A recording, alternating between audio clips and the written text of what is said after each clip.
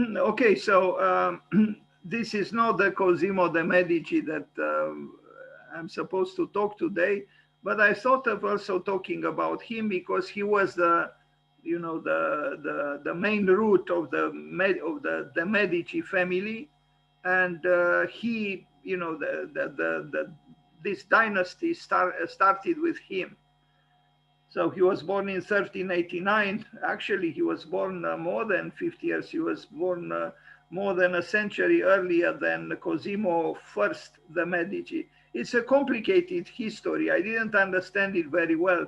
But anyway, very, very labyrinthical with many relatives, all kinds of political arrangements and so on.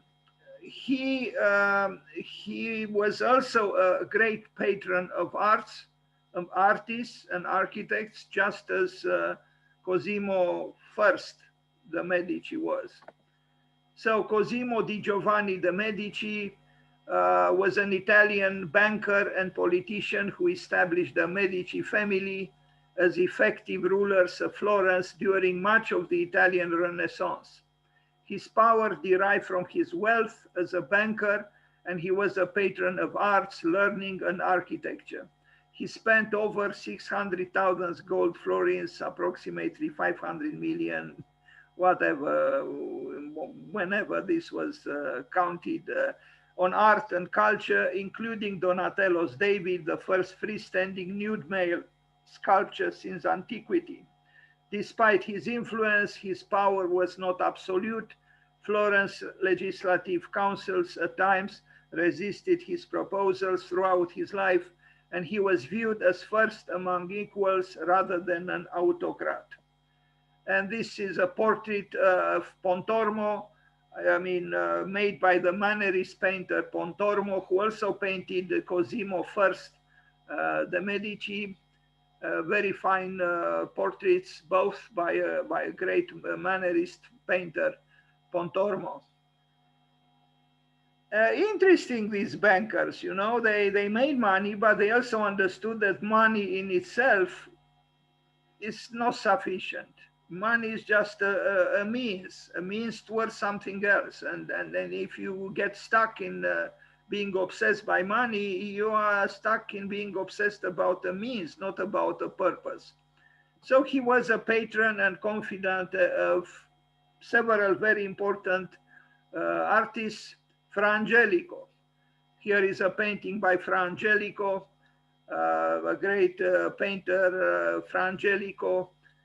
Then an Annunciation. This is the subject of the painting.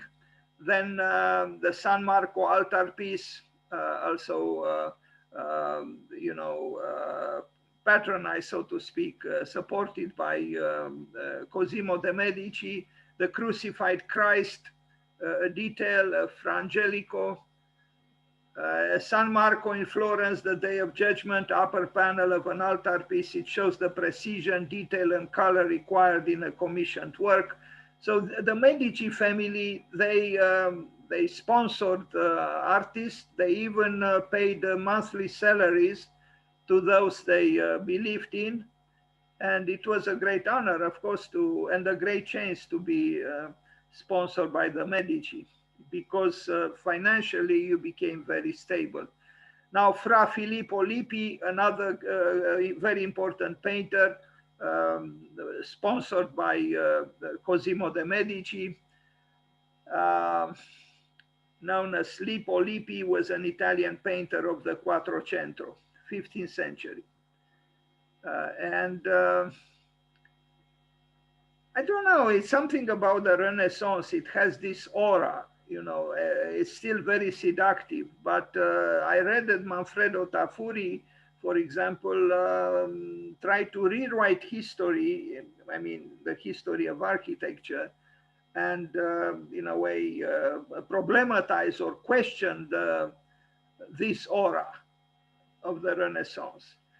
Devotional image of the Madonna and Child, also by Lippi. Adoration in the Forest. They were a great artist, it's true, but Italy always had an abundance of talent in art. Again, Lippi, I'll just go quickly through some of the artists that the first Cosimo sponsored, and then we'll go to the second Cosimo, whose name is Cosimo first. It's a little bit confusing because the truly first one is without the first, and the second one is actually with the first. Donatello. This is painting, but this sculpture, this statue was kind of novel because it showed a nude male, which didn't happen since the antiquity. So Cosimo De Medici sponsored Donatello to do this statue of which is important for the Renaissance, the emancipation of the arts and of the representation of the human being or human body. In the medieval times, it would have been inconceivable, something like this. So this is Donatello, also sponsored by Cosimo De Medici. And here is another statue by Donatello.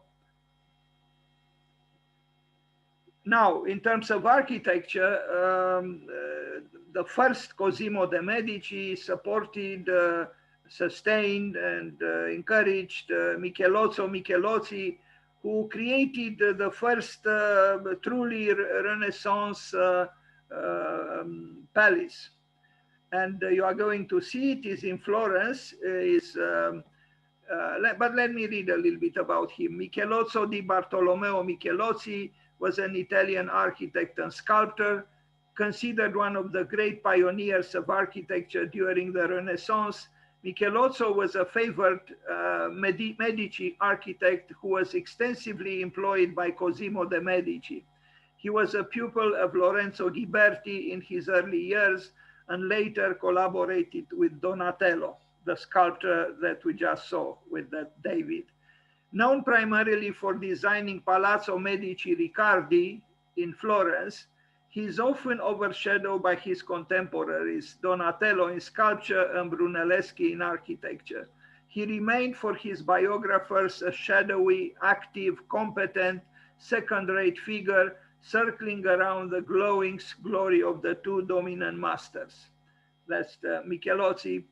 Angelo Fabroni in 1789 said, Cosimo loved Michelozzo dearly and relied on him not only because of his natural talents. He considered nobody, not even Brunelleschi, superior in all architectural judgments, but also because of his good qualities and worthy character. This is a portrait of Michelozzi by Fra Angelico,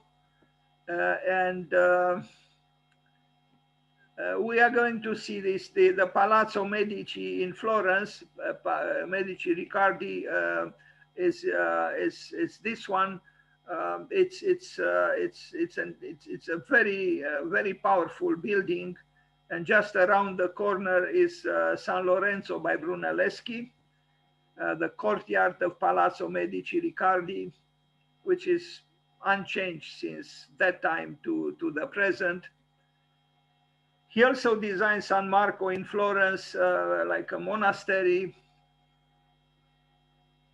The cloister of San Marco in Florence, which is very similar to the cloister next to San Lorenzo, where the Biblioteca Laurentiana by Michelangelo is, or Michelangelo. Now, Palazzo Medici Riccardi when I first saw it, I didn't know what it was, but I was moved by you see the base is very heavy with big stones, and it becomes more and more subtle in a way as the building goes up. So the last floor, the third floor, is actually much less heavy than the first one. The first one uses these very big stones, and it's quite moving. It's quite telluric. I don't have here pictures that I took myself, but I did take pictures, and I was very fond of these huge stones.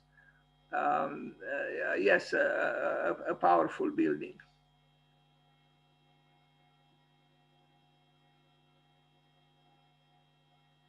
So the Medicis, they ruled Florence for 200 years, and you know, the impact on the city was great. Um, Cosimo De Medici, this one, not the next one that we are going to talk about, also sustained, supported Brunelleschi to complete the dome of the Duomo, in the famous construction by him in Florence.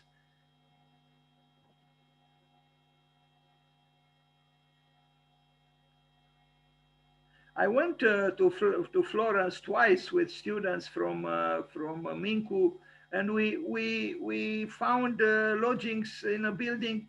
I think it was this building, very close to this palace, famous palace by Michelozzi. But I do think it's still on, and it was very affordable. Um, Unfortunately, they had some bugs there, and you know, certain people suffered because of them, but it was nice. I mean, just less than 10 minutes away from the dome, Brunelleschi's dome. So Michelozzi, the court architect for Cosimo de Medici,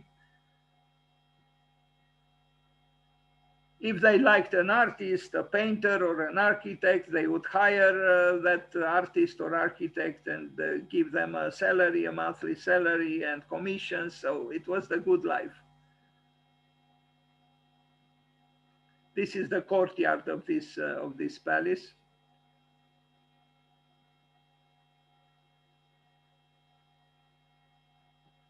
That is pictures taken here.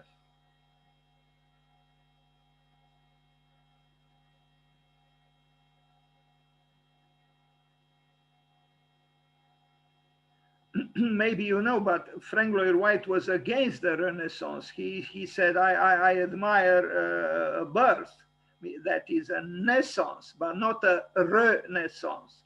But he misjudged, you know, maliciously what the Renaissance actually was, because it wasn't really a deja vu. It was not a, you know, giving birth again to the same thing. It was a new phenomenon. But it's true. It was inspired by antiquity, and but it was a new phenomenon.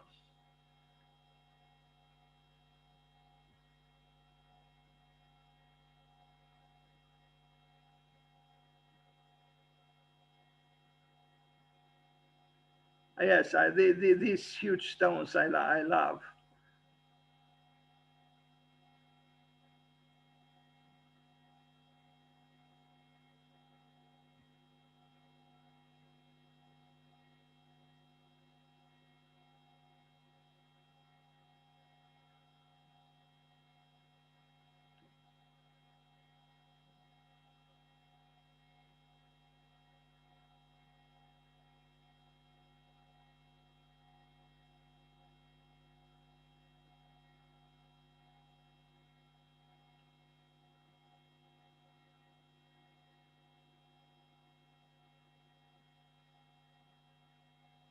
But there is, in a way, some kind of a paradox, but not really. I mean, the building starts from nature, so to speak, rough, big, raw stones, and then it grows upwards until it reaches the sophistication of the cornice, which represents culture.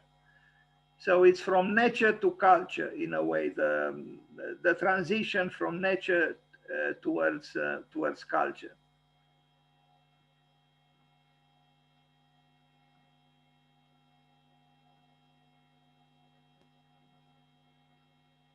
If you arrive in Florence after, you know, the pandemic is defeated, if it will be defeated, let's hope it will be in some way.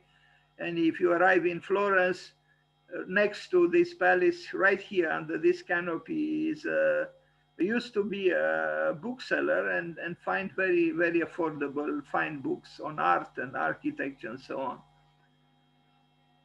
It's hidden by this vehicle in this picture.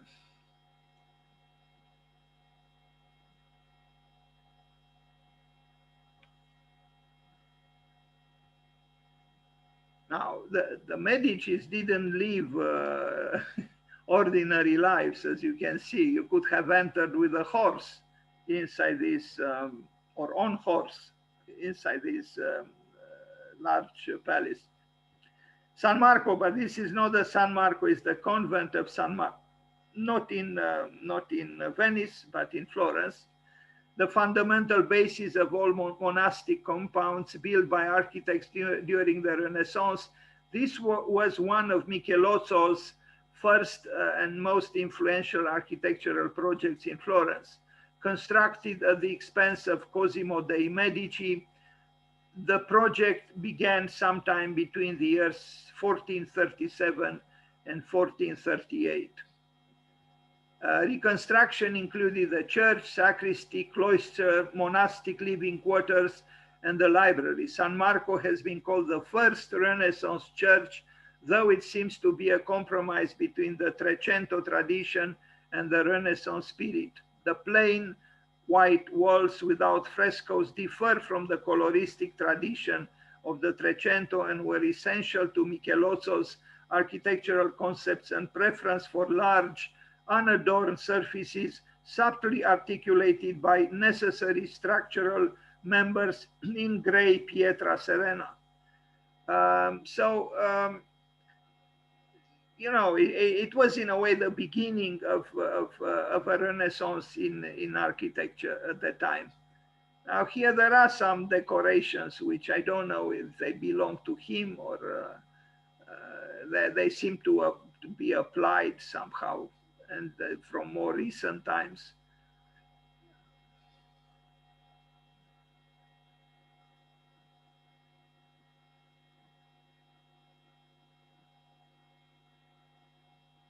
It is moving, and if you have time, I suggest to you to explore a little bit if you are interested in such matters. You know, the connection between art and life in the case of these families, and the political contortions and upheavals and problems, and it shows clearly that life was always difficult for everyone. It didn't matter you were rich or poor, life was difficult. And at times I became very emotional when I read about these Cosimos, the two Cosimos de Medici.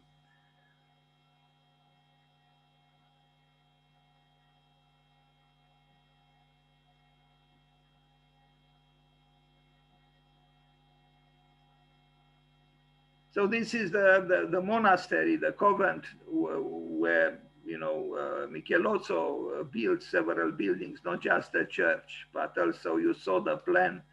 The plan was larger, you know, like here. You see, it has several functions. The church is this space here, but then you see there are other things here.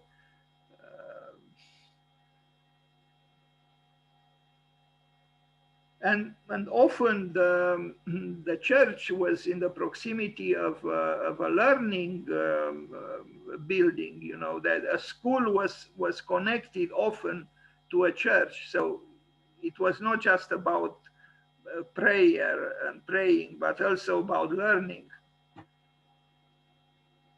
There were also housing units for monks or whoever, a library usually.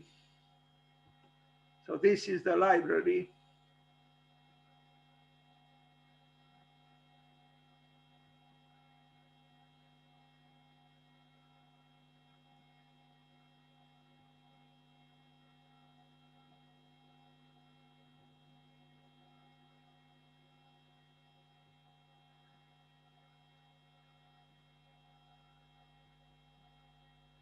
Now, in this square on the right side, which is not shown, I hope I have another picture, is a building by Brunelleschi. So this is by Michelozzo, but on the right is a building by its Ospedale degli Innocenti, a hospital for children, orphan children, by Brunelleschi, an important work. by Brunelleschi. You wouldn't expect, when you look at this facade of the building by Michelozzi, you wouldn't expect this interior,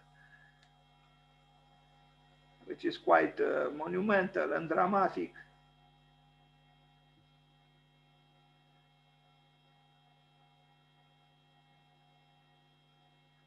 So this is the building by Michelozzo. We just saw the interior of this church. This is the building by Brunelleschi. And here is a street that goes downwards right into the dome by Santa Maria del Fiore by Brunelleschi. I mean, the dome is by Brunelleschi. The building itself is not by him. It was prior to him designing the dome. I understood that Brunelleschi was an eccentric man. He was bankrupt at the time when he was doing. He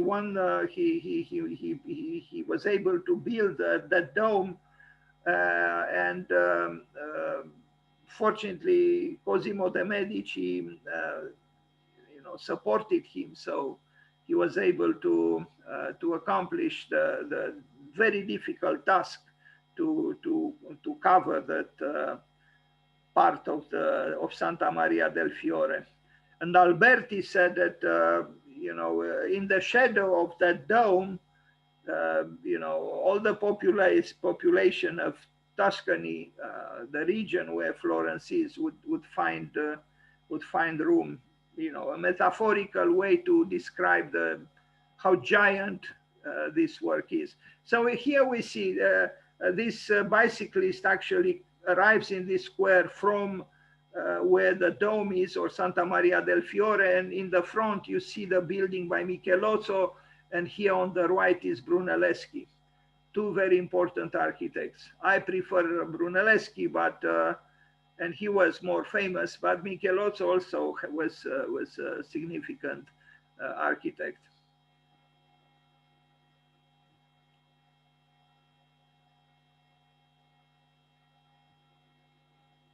So here is Michelozzo, and here is Brunelleschi with Ospedale degli Innocenti. And this, as I said, moving downwards would reach Santa Maria del Fiore. It's really a very short distance. And if you arrive in Florence, somewhere here, there is a little, or there used to be a little Chinese restaurant with delicious food. I guess I didn't eat Chinese food in a long time, so I'm a little bit unhappy about this. Anyway, so here you see both buildings, Ospedale degli Innocenti, Brunelleschi, and Michelozzo here. Santa Croce, the Basilica di Santa Croce is the principal Franciscan church in Florence and the minor basilica of the Roman Catholic Church. It is situated on the Piazza di Santa Croce, about 800 meters southeast of the Duomo. The site, when first chosen, was in marshland outside the city walls. It is the burial place of some of the most illustrious Italians, such as Michelangelo, Galileo, Machiavelli, the poet Foscolo, the philosopher Gentile, and the composer Rossini. Thus, it is known also as the Temple of the Italian Glories. Now, I read that actually the second Cosimo, the one who was born today, Cosimo first, this is the confusion. It's the same name, and he's called the first, but he actually, ruled Florence about 100 years later. He buried Michelangelo himself in Santa Croce. And I understood that in the later years of Michelangelo, Cosimo first, De Medici, was making efforts to attract him, to bring him back to Florence from Rome, but he failed. But in the end, he was able to at least bring the body of Michelangelo and bury him in Santa Croce. This is Santa Croce. And here on the right is not far another great chapel by Brunelleschi. My God, Florence is so rich, as you know. I end kind of abruptly. I myself a little bit surprised. This bonus presentation on Cosimo De Medici, again, it was not him who I would have liked to celebrate today, but the younger Cosimo I De Medici, and I'm going to talk about him. But I think you can retain this, that there were two Cosimo De Medicis, there were many members of the Medici family, but two of them have had the same name, Cosimo De Medici and Cosimo I De Medici. And about Cosimo I De Medici, we are going to start talking right now.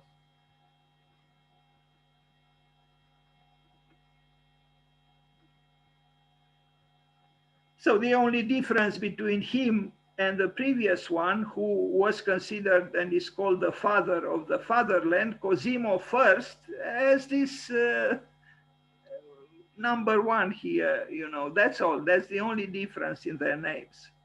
And as you can see, he was born in 1519 and he died in 1574. I understood he came to power from another side of the Medici family, because the one deriving from the first, Cosimo de' Medici, ran out of boys. And, I guess it was the expectation and the rule to have a boy to run a man to run the city.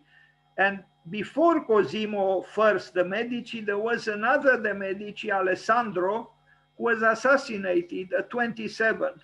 He was actually the first Duke of Florence. And when Cosimo I de' Medici found out that, I don't know, he was his cousin or something like this, was assassinated, he ran to Florence, and at 18, he became the ruler of Florence. From what I read, the politicians, the political body of Florence thought that such a young man can be easily manipulated, so they welcomed his ruling. But it turned out that the young boy or the young man was quite astute, and he was shrewd, and he became a very strong ruler, and he ruled Florence for many years. And in his last 5 years, he became the Grand Duke of Tuscany, so not just Florence. And his son took over, becoming the Duke of Florence.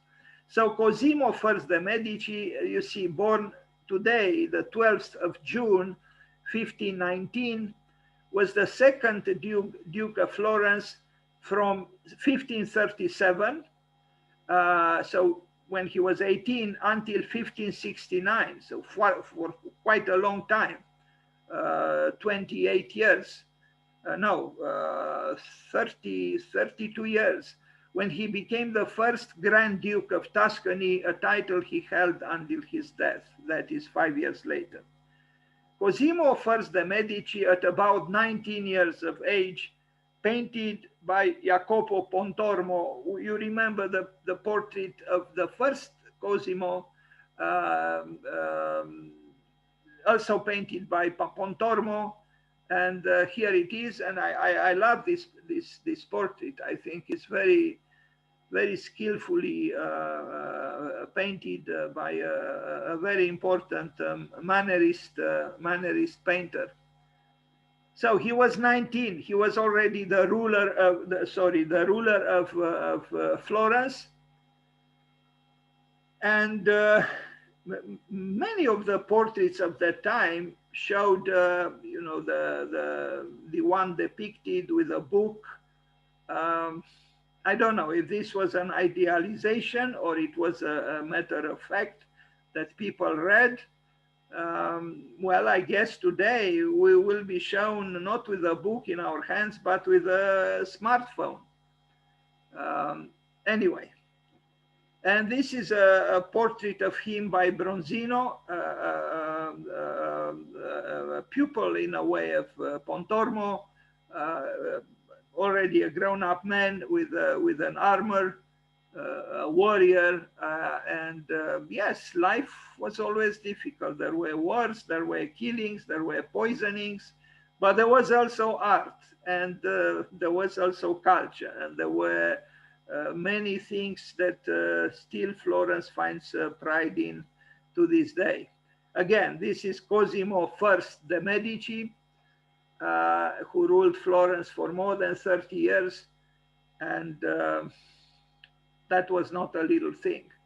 Now, one of the, because we are talking about architecture, or we try to talk about architecture, one of the things, the architectural projects that he had, essentially he was a so-called beneficiary. He was a client, but through his selection of artists and architects, he became, to an extent, also an author.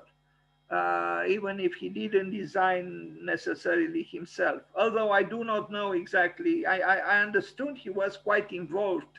And this was a characteristic of the Medici family. They were very, very involved in architecture, in art, in collecting art, in collecting books, in translation. So indeed, they had a very rich cultural life. They also had sumptuous, extravagant theater performances.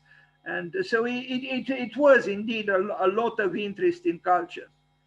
Now, he employed this architect, Niccolo Tribolo, so Cosimo I de Medici employed this architect to design the house, well, the gardens of the house he was born in.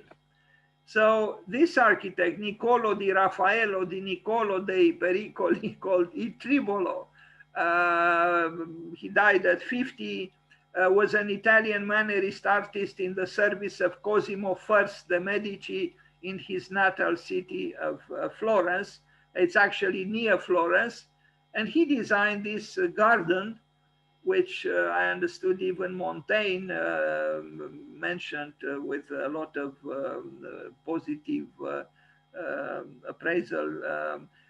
I don't know. I mean, it's huge, as you can see, rather regular. I mean, all these parcels, they all seem to be identical almost. But it impresses through the size. And we are going to see also another famous garden that was actually initiated by Cosimo I de Medici, the Boboli Garden behind, in the back of the Pitti Palace, Palazzo Pitti in Florence, where he also lived, but which, from what I understood, was purchased by his wife, who was from Spain. Anyway, so now we look at this garden near Florence, where was the estate of Cosimo I de Medici. I think we should also design gardens more and more. I think we need nature more and more, and I think the architect should, ideally, any architect or many architects or some architects should maybe even reconsider their profession a little bit and be interested in horticulture and in landscape design.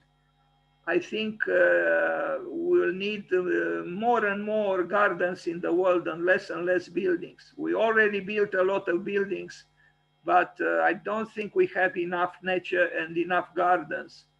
So it's a suggestion. Please consider this aspect of your future. There are schools of architecture, like the School of Architecture in Cincinnati in the United States, which has a horticulture department or faculty, which is interesting, no? I mean, they prepare gardeners in the School of Architecture. And I think they are wise and they are forward-looking. So the house where Cosimo was born, I think, is this house. And then he commissioned this Tribolo artist to design the garden after he became the Duke of Florence.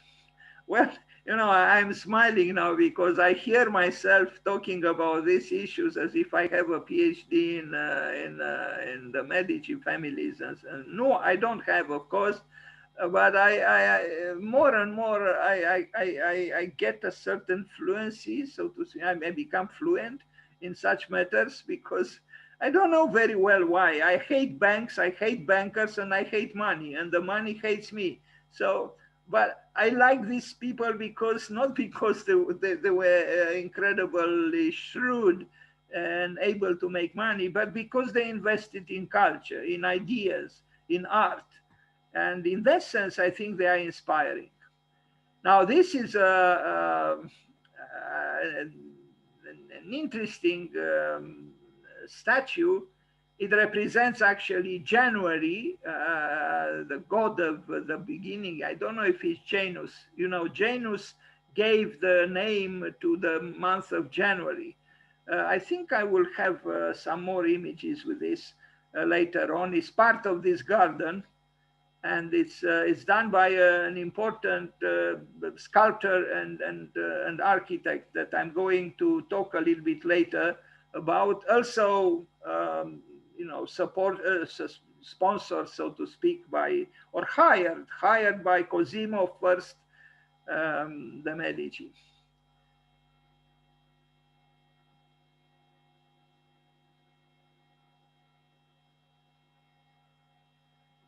Well, you know, I actually think you know, bringing back some mythology into art and also into architecture and also into landscape architecture and gardening might not be a bad thing, because you know you see, without this statue, without this sculpture, of course the trees would have been beautiful. But here you have the conjunction between culture and nature, and as such, you know, there is a wholeness. In a way, the human, existence is based on this continuous dialogue and tension and sometimes conflict between the human and nature. And that's why if you have both, I think it's more appropriate to human life. We can't live just with nature, and we can't live just with culture. You need both. And that's what we see here. And I like this work very much. Although apparently Michelangelo made fun of the sculptor. I'm going to read, I hope, a little bit later about this, but not because of this work. I think this work is excellent. Now, the Boboli Gardens, the famous gardens behind the Pitti Palace. What happened, as I said, the wife of Cosimo I de Medici purchased this palace, which was started. Its building was started by another banker whose name was Pitti, and that's why its name is still today the Palazzo Pitti, the Pitti Palace. And then it was amplified, was developed, other things were constructed. It is said that Cosimo I de Medici finalized the works at the Pitti Palace and built, if we can use this word, built, made possible, started and finalized the gardens, the Boboli Gardens. I forgot where the name comes from. I guess the owner of the land that belonged to where the gardens are. This is an old plan of the Giardino di Boboli, and you know, quite a large estate. And here is the Pitti Palace, and you know, just like at Versailles, of course, it's a smaller building than Versailles, and the gardens themselves are smaller than gardens of Versailles. But if you contemplate the plan at Versailles and the plan here, you realize how much care and sensitivity and talent and work was put into designing and implementing the garden. It's not just letting some trees, you know, grow. It's human will, it's human skill, it's human work, And I think it is impressive. So the Boboli Gardens, Italian Giardino di Boboli. So why are we talking about it? Because it was done as a commissioner, as a beneficiary, as a client by Cosimo I De Medici. It's a historical park of the city of Florence that was open to the public in 1766, but it was built 200 years earlier. Originally designed for the Medici, it represents one of the first and most important examples of the Italian garden, which later served as inspiration for many European courts. The large green area is a real open-air museum with statues of various styles and periods, ancient and Renaissance, that are distributed throughout the garden. It also has large fountains and caves, among them the splendid Buontalenti grotto built by the artist, architect, and sculptor Bernardo Buontalenti between 1536 and 1608, quite a long time. And we are going to see that grotto. The Boboli Gardens were laid out for Eleonora di Toledo. That was the wife of Cosimo I de Medici. The name may be a corruption of Bogoli or Borgoli, possibly a family who had previously owned the land. The first stage was scarcely begun by Niccolo Tribolo before he died in 1550. Then was continued by Bartolomeo Amanati, with contributions in planning from Giorgio Vasari, who laid out the grottos, and in sculpture by Bernardo Buontalenti. The elaborate architecture of the grotto in the courtyard that separates the palace from its garden is by Buontalenti. Now, these people, Buontalenti, Vasari, Amanati, and Tribolo, they were all sponsored and hired by Cosimo de Medici, Cosimo I de Medici, the second Duke of Florence. And, you know, I mean, in a way, it moves me that those people understood that making money was not enough. So they supported art. And I really have a suggestion to you as architects or future architects. Try to connect with artists. Try to bring the artist, the painter, the ceramist, the iron worker, the sculptor, into your architectural projects, and try to convince the clients, whoever you might work for, to welcome the participation in any kind of way of the artist, of any artist. I think it will provoke a positive change in culture in general and in architecture in particular. Even if you make a small house, talk with a painter, talk with a sculptor. Who knows? They might have some ideas. They might contribute with something on a wall, or I don't know. But I think it's important for architects to reconnect with the artists. This dramatic divorce from the artist it doesn't help anyone.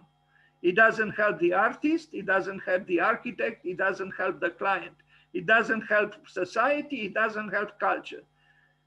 And I think in any city, in any town of this country, of Romania, there are artists. Maybe you might say they are not all good. Okay, maybe they are not. But even from an artist who might not be a genius, so to speak, you can get suggestions and contributions that might surprise you. So I really think, based on the suggestions and the example of what we see here, we can have some kind of a renaissance in our culture in this way as well. I truly believe a collaboration between artist and architect could bear fruit. So again, Buontalenti, Amanati, Vasari, and Tribolo, they all were artists and architects who were sponsored and, paid by Cosimo de Medici. This was his wife. And another, this is a beautiful painting by Bronzino. Unfortunately, she died at 40. She contracted malaria together with two of her sons, and they died. But she was the one who bought the Pitti Palace for her family. She was from Spain, Eleonora from Toledo, the spiritual center of Spain, a beautiful city. If you arrive in Spain, very close to Madrid is Toledo, where you also see great paintings by El Greco. And it's truly quite an experience, that city, because I think it deserves to be called the spiritual center of Spain. Okay, so we continue our trip. So the Boboli Gardens amphitheater viewed from the Palazzo Pitti. This is a picture. The gardens, the Boboli Gardens, were the creation in terms of commissioning it of Cosimo De Medici, the husband of the lady whom we just saw, now I just show some works. Bathing Venus by Giambologna, another artist sponsored by De Medici, Cosimo De Medici, a scene in the third chamber of the Buontalenti Grotto. The Buontalenti Grotto, but we are going to see in more detail a little bit later on, a very interesting grotto or man-made cave. And some images now of the Boboli Gardens. I went a few times to Florence, but I never visited the gardens. Now I regret, of course.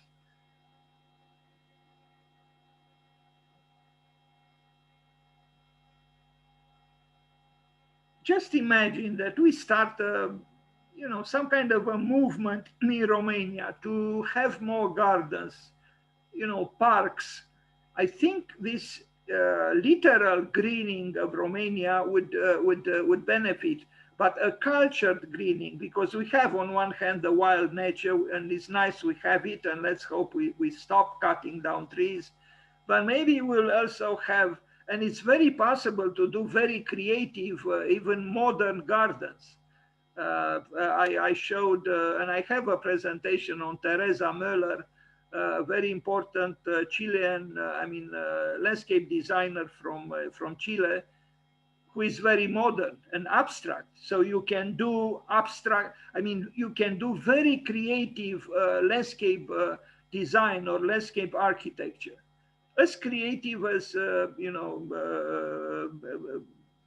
architecture of buildings.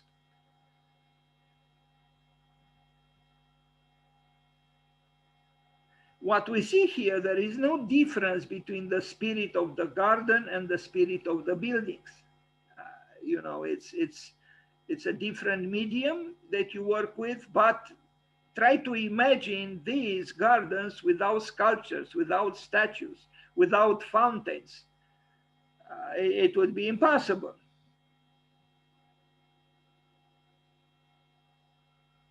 I don't know how many people graduate from the art schools of Romania. There are several now in different cities, in Bucharest, in Cluj, maybe even in Timișoara, maybe even in Iași. I don't know.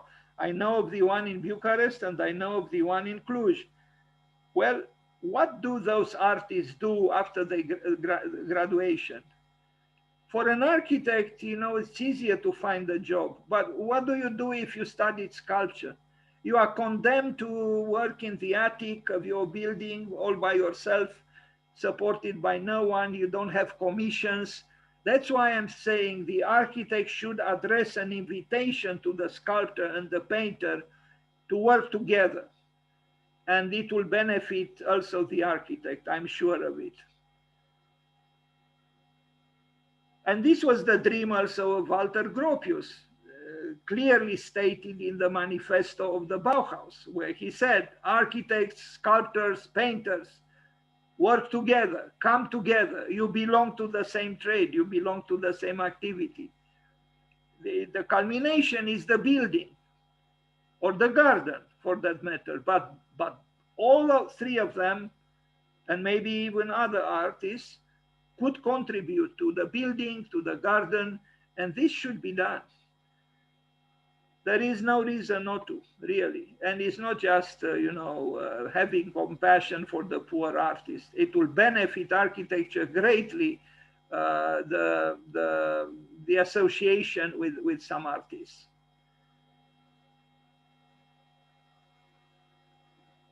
I would bring in also a horticulturalist, a gardener.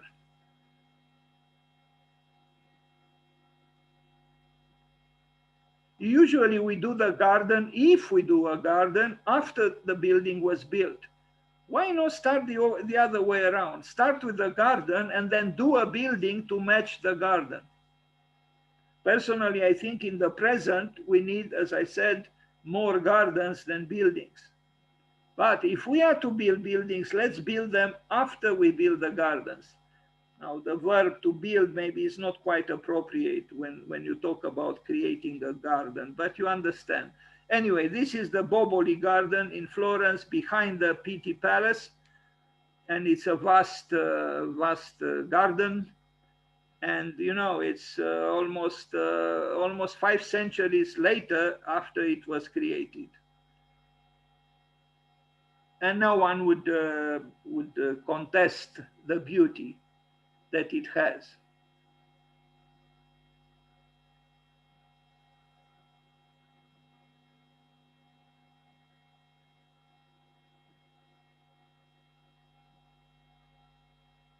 Now, I read that Cosimo De Medici was a shrewd and,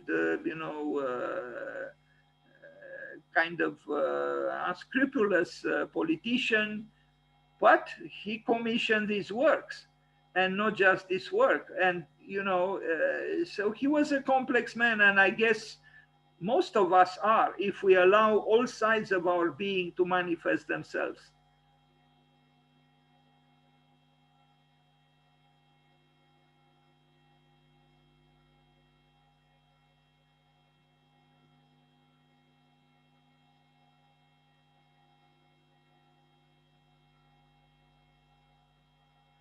Now, the Grotta del Buontalenti is a grotta that, a man-made cave built by Buontalenti, and it's within this park, the Boboli Park. Now, who was Bernardo Buontalenti? Bernardo Buontalenti, by name of Bernardo delle Girandole, was an Italian stage designer, architect, theatrical designer, military engineer, and artist. And this is the building. I mean, it is a building, but inside is a man-made cave. Kind of interesting, why was there a need for this kind of exotic, fantastic architecture? Well, because the man always wondered about nature. And what we see here is something in between, the human wall and the foliage of a tree. Is the world almost becomes nature, and even more so inside. Now, of course, the rationalist will tremble. What is this nonsense, But the world is not to be reduced to rationalism. There must have been a need for Buontalenti and his client to want something like this. And look inside. You have the approximation of nature through architecture, but then you also have cultured sculpture that is, again, the presence of culture is important. mythology, you name it. And why is it? I mean, let's face it, our world is quite poor because we banished so many layers of what art, culture, and even life itself has. We only make white walls and cubicle buildings. That's all we make. There is no narrative architecture, there is no ornamentation, there is no serious capriciousness, if I am to call it so. Life is richer than what we reduced it to, I think. And I think we need to make an effort to reclaim what was lost. Now, of course, we don't have too many De Medicis in our society, and although there were, in the United States, there was the Rockefeller family, kind of a, De Medici of the 20th century. But each country has a certain elite. But even without an elite, you can build even for less rich people, even an apartment building. You can do it with a nice garden nearby, or thinking of trees and thinking of bushes and thinking of flowers and thinking of art. Imagine, and in fact this was done. Imagine you do a block of flats and invite a friend, a painter, to do a fresco or something. Why not? Or invite a sculptor, another friend, to create a sculpture, a statue, something. Could be very abstract, could be constructivist, could be expressionist. It could be anything. The idea is to bring an expression which I think is needed in culture. And that's what these Renaissance artists and architects and stage designers and so on did. They were not just architects. This man you saw, he did many other things. And most of them did. It wasn't just Michelangelo. All of them had this quest for a variety of things, which had to do with aesthetics. This is a sculpture that copies, Michelangelo's Slave. And Michelangelo was still alive. He died in 1560 something, and Cosimo De Medici became the ruler of Florence in 1530 something. So Michelangelo was in Rome, but he abandoned the work on the Medici chapel and in the Biblioteca Laurentiana and went to Rome, but he was alive and still an influential force in the Renaissance art. Even animals, right? Goats, a goat. Well, are we thinking of I mean, if you make today a project and you incorporate a goat in your project, you would be considered mad. But it wasn't at all the case in the Renaissance, and not just in the Renaissance. And look at this room. It was about metaphor. It was about the poetry of the image. It was about mythology. It was about allegory. All these things that we eliminated in the name of what? I am asking you, in the name of what? Really? I think we impoverished architecture to the point of despair, actually. There are some architects today who try to bring back some of the richness, pictorial or otherwise, of the past, like MVRDV in that market they built in Rotterdam, with references in a way to Rubens. And I think that has to be done in our culture too, in our country too. And it can be done without a lot of expenditure, but it can be done. I believe it can be done. I also think it should be done. I mean, really, let's think about the artists of the present. What are they doing, the poor them? they're condemned to, non-existence in a way. Society doesn't need them. But the painter paints by himself if he has a little bit of money to buy colors. The sculptor with efforts does a portrait or whatever, but they are divorced from the social life. There are very few exceptions, Society doesn't invest in the artist. Very rarely, we need the artist. And yet, the University of Art, Beaux-Arts, keep producing artists, professional artists. What do they do? Must be very dramatic, much more dramatic for them than they become teachers of drawing in high schools or junior schools or whatever. But that's in order to survive. When they could contribute greatly, I think, to erecting buildings themselves. Uffizi, because Uffizi was also created by this man, Cosimo I De Medici.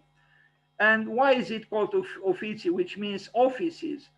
From what I read, initially was not meant to be a museum. It was not meant to be a cultural building. It was meant to be an administrative building. That's why it is called the offices, Uffizi.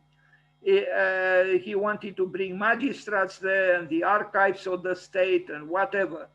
But after a while, or I don't even know if this ever happened, it became a cultural building and museums now, and a very, very famous destination in Florence. The first architect to work on that building was Giorgio Vasari. So the Uffizi Gallery, an Italian Galleria degli Uffizi, pronounced, Uffizi, is a preeminent art museum located adjacent to the Piazza della Signoria in the historic center of Florence in the region of Tuscany, Italy. One of the most important Italian museums and the most visited, it is also one of the largest and best known in the world, and holds a collection of priceless works, particularly from the period of the Italian Renaissance. After the ruling house of Medici died out, their art collections were gifted to the city of Florence under the famous Patto di Famiglia negotiated by Anna Maria Luisa, the last Medici heiress. The Uffizi is one of the first modern museums. The gallery had been open to visitors by request since the 16th century, and in 1765, it was officially open to the public, formally becoming a museum in 1865. The building of the Uffizi complex was begun by Giorgio Vasari in 1560 for Cosimo I De Medici, so as to accommodate the offices of the Florentine magistrates, hence the name Uffizi, offices.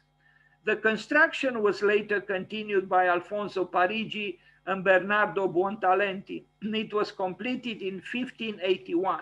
So after the client, Cosimo I De Medici, died.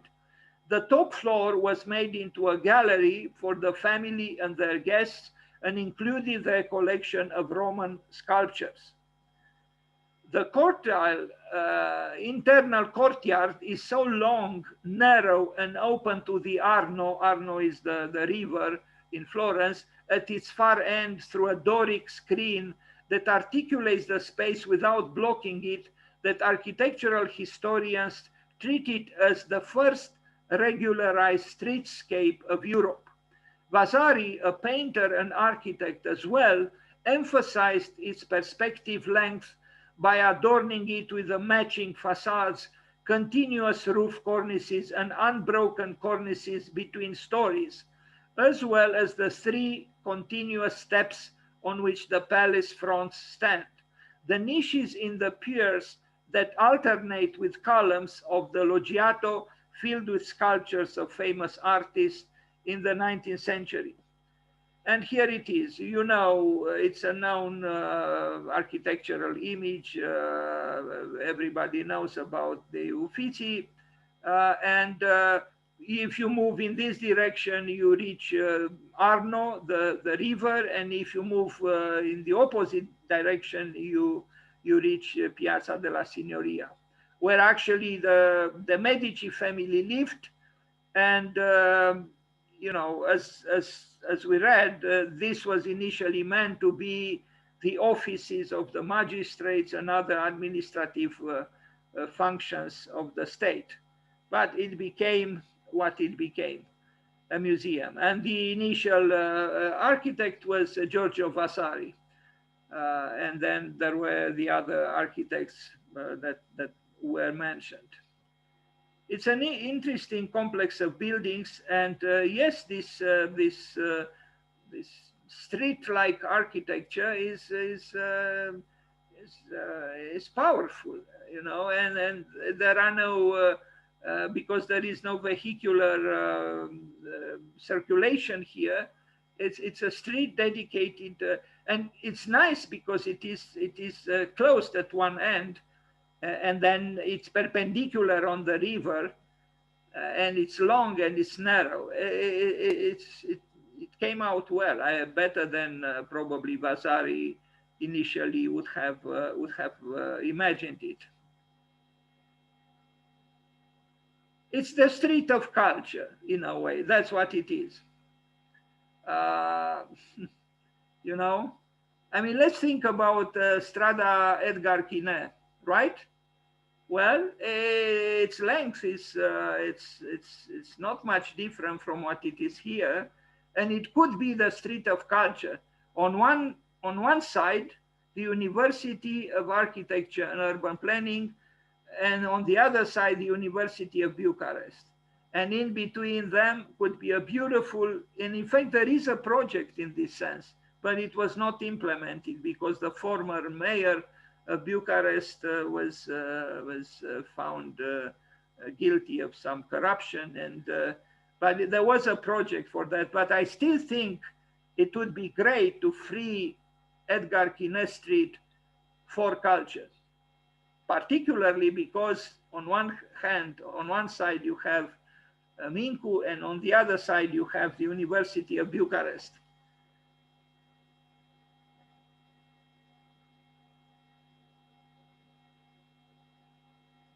So this unscrupulous, shrewd, warrior and politician and banker, Cosimo I De Medici, was actually also a sensitive man. He had, he was the promoter of important civic projects, and it's a paradox in a way. So we see the Piazza della Signoria here. They lived here, actually. You know, the ruler of Florence lived in this building. I understood Giorgio Vasari took care of remodeling the apartments for the family here. And he also initiated the building of this, of the Uffizi.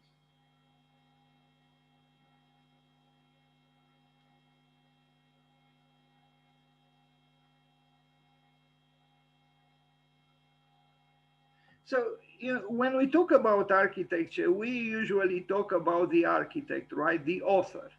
But that author would have been powerless if there was no, some kind of financial power to sustain the project, to commission it, to encourage it. So a building is never, or very, very, very rarely, unless the architect builds for himself or herself, most of the time is a collective work. And I think the author of a building is not just the architect, but is also the one who invests in the work, and as I said, encourages it, sustains it, promotes it. And as such, that's why I chose to talk about Cosimo I De Medici now, because he is maybe just morally, but it's more than that, one of the authors of what happened to Florence at that time.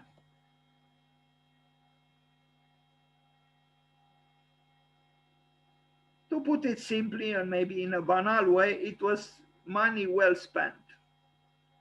Bartolomeo Amanati, also encouraged and sponsored and hired and paid by Cosimo I De Medici. Bartolomeo Amanati was an Italian architect and sculptor born in Settignano near Florence.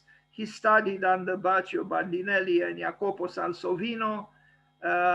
He assisted on the design of the library of St. Mark's in Venice, the Biblioteca Marciana, very important building. The only building that Palladio said that was as accomplished and as noble as the ancient buildings of the Roman times. Palladio had very high appreciation for Biblioteca Marciana. Now, it is said that Bartolomeo Amanati closely imitated the style of Michelangelo. He was more distinguished in architecture than in sculpture.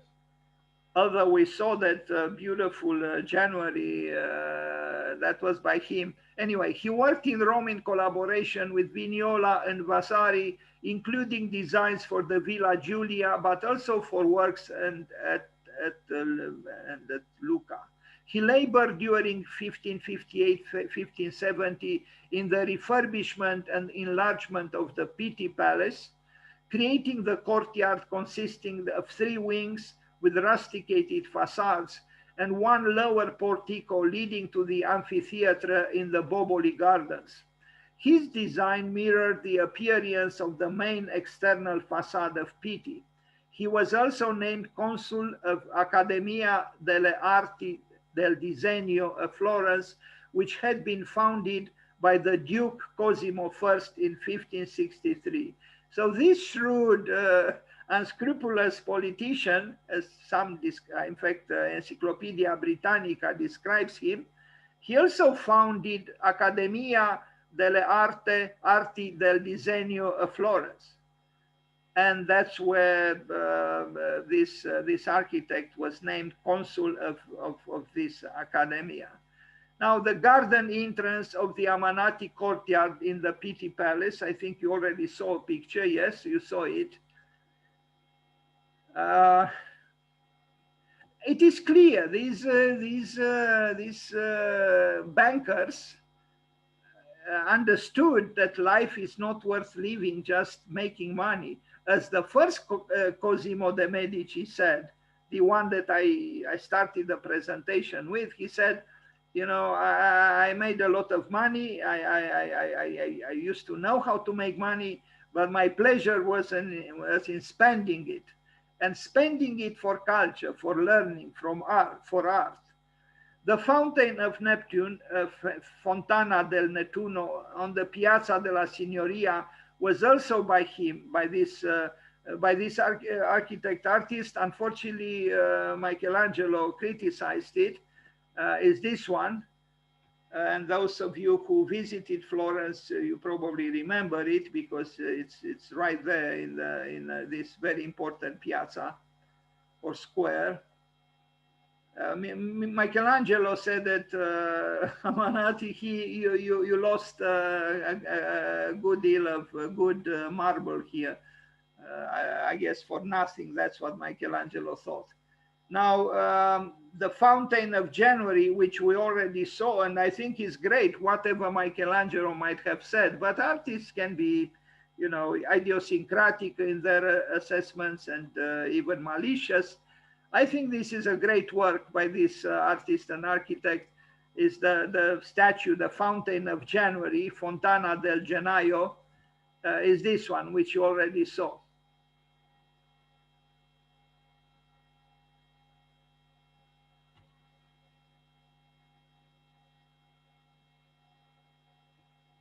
Baldassare Lanci, another interesting architect,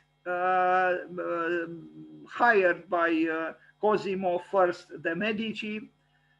I knew nothing about this architect until I discovered his name and I began to search for his works for this presentation, and I'm glad I did, because I discovered a very good builder and a very interesting thinker about not just architecture but also urbanism, because Cosimo I De Medici hired him to build a utopian little settlement or village or town, if you want.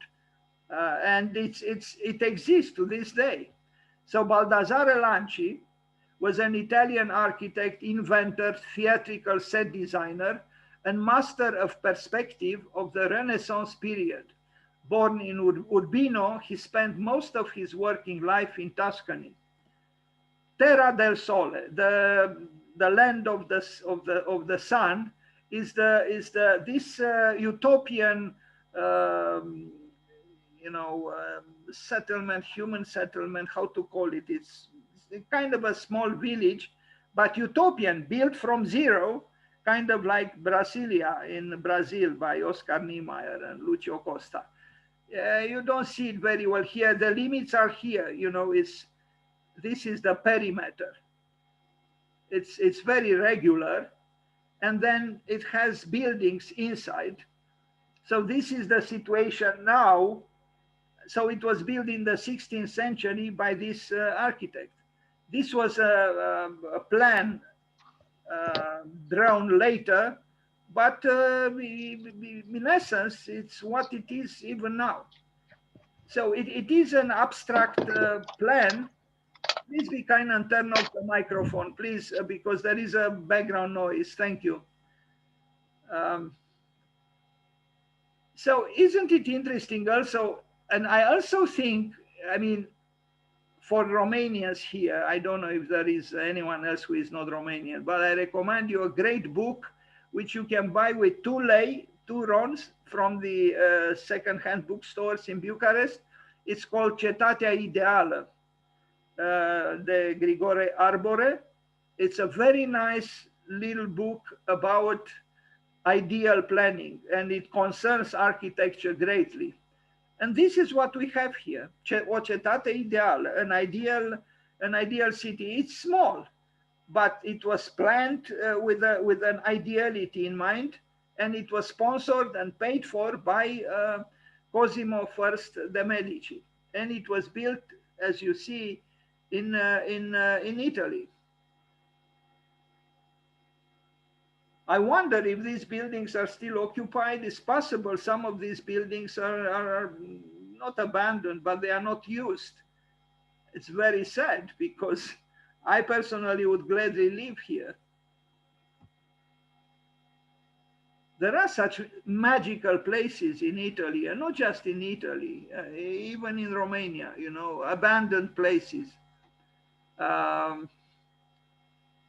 Essentially today you can be connected with anyone on earth because of the internet, because of all the gadgets that we have at our disposal. So you don't feel isolated.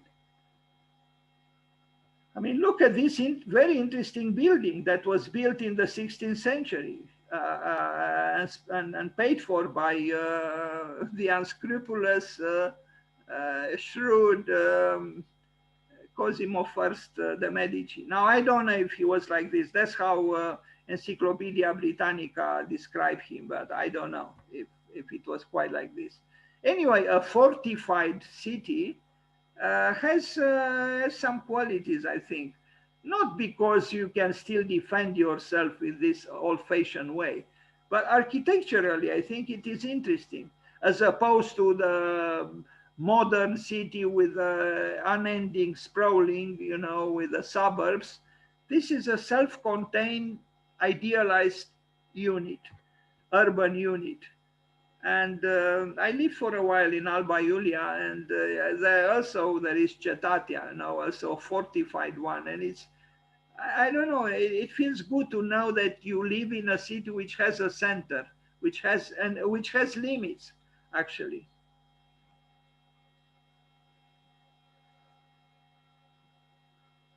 So all this work was possible because the banker understood to spend his money in a wise way. He left something behind him. He was also wise to invest in the most important artist of his time, something with the church, which the church in our country doesn't understand. There are talented, serious, sensitive architects in the country, who were not employed for the many churches that the church built. Isn't it a great loss? I think it is. This would have been inconceivable for also Christianity in other countries. Inconceivable. You know, not just Italy, but in the West, most religious buildings were built by the best architects. We don't even know who the architect is of the cathedral, Catedrala Neamului.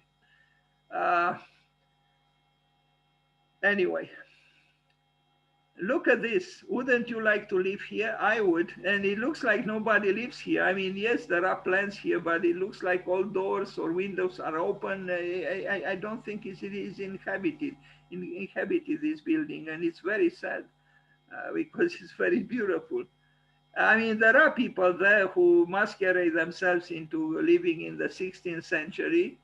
Of course, maybe they live in an adjacent village, I don't know, or maybe they live here. But the idea is how to bring into actuality, into the present. I mean, not to mimic what was 5 centuries ago, but to create, you know, artifacts or events that belong to the present, but at the same time, they find some kind of a connection with what happened 5 centuries ago. Anyway, so all these buildings would not have existed if Cosimo I de Medici didn't exist, because he paid for this urban experiment, if we are to call it so, for this fortified you know, village or town.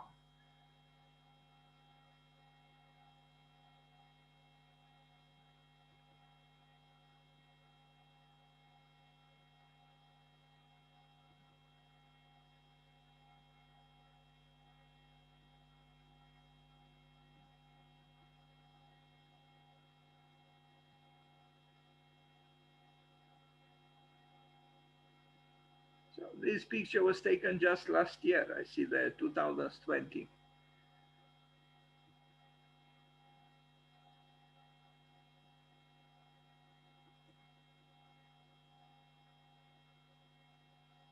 So it was taken, in other words, during the pandemic. He also built the same architect, Santa Maria della Rosa, in the town of Cianciano Terme. It's a church that on Wikipedia is described in positive terms.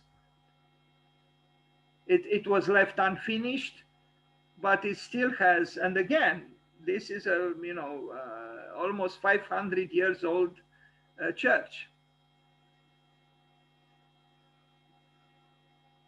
Built by the court architect of Cosimo I de Medici.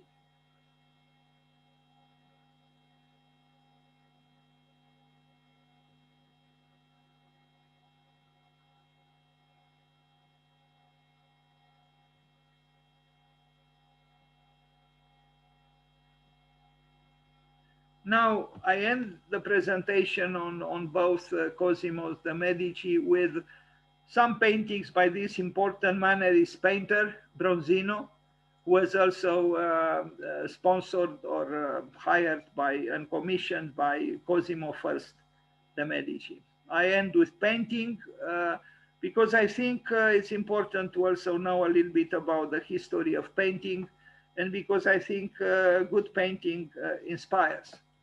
This was a portrait of, I don't know if he painted it or someone else, of Bronzino. He was a pupil of Pontormo, who made that portrait of Cosimo that you saw, of both Cosimos. I don't know who this lady is, but you are going to see also a painting representing the wife of Cosimo I de Medici. In fact, here she is. And there is another painting with her son, who became the next Duke of Florence after his father, Cosimo I de Medici, gave up that function, and then he took the role of the Grand Duke of Tuscany, not just Florence.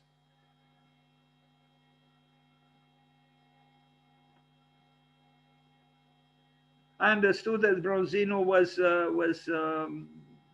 for some time was not valued very highly because his painting was considered very artificial. But in more recent times, he became again of interest to art connoisseurs and art critics and art theoreticians and so on. This is a painting of Saint John the Baptist.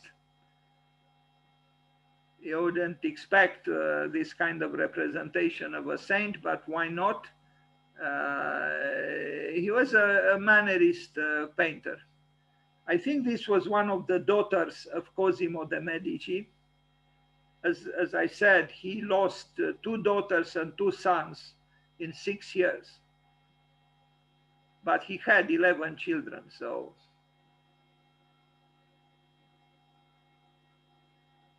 Bronzino.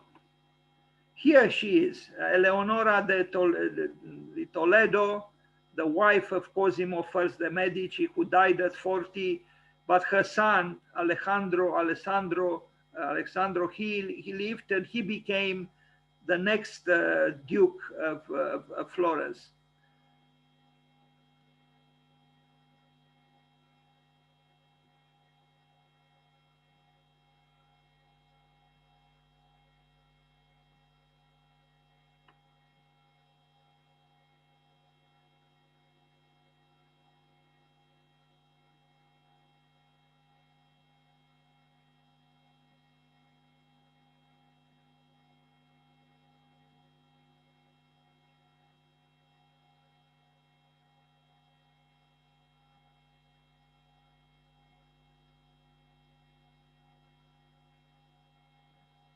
Here he is, Cosimo I de Medici.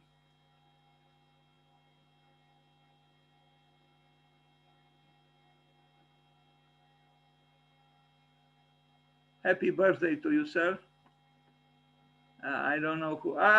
This is him also in the role of Orpheus, I read. Well, you recognize the head. The rest could be, you know, some kind of a Photoshop manipulation.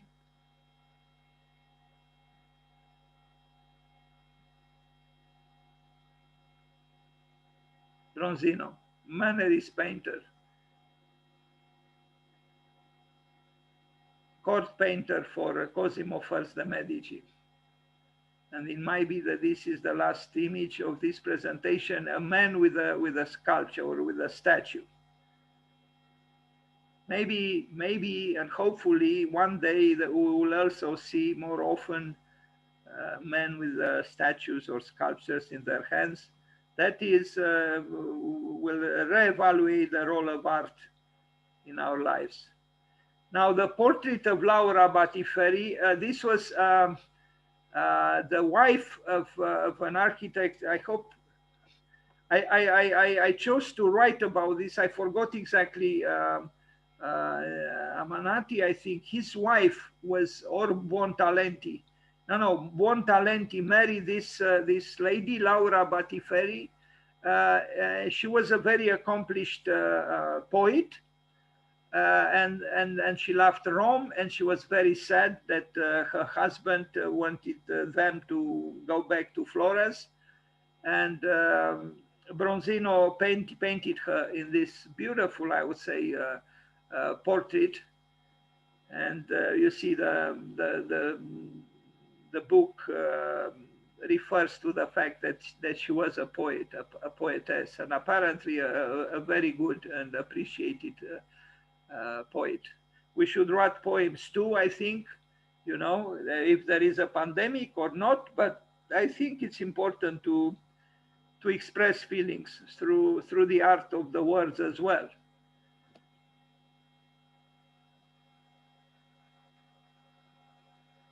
But what I see in these were people obviously immersed in the action of living.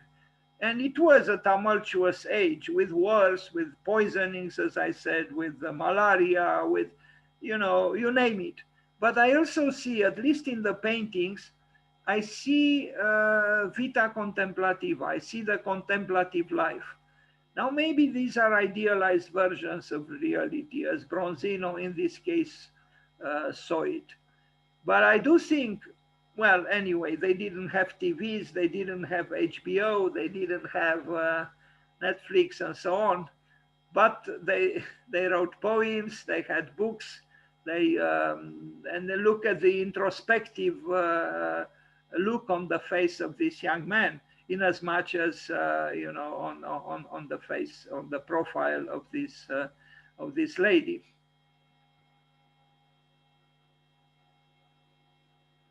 I think it's very, very important to try to bring back Piazza Contemplativa, the contemplative life. In one way or another, I think it's very, very important. We'll become more whole and will create culture, a richer culture, I think. Thank you. And happy birthday, Cosimo I De Medici.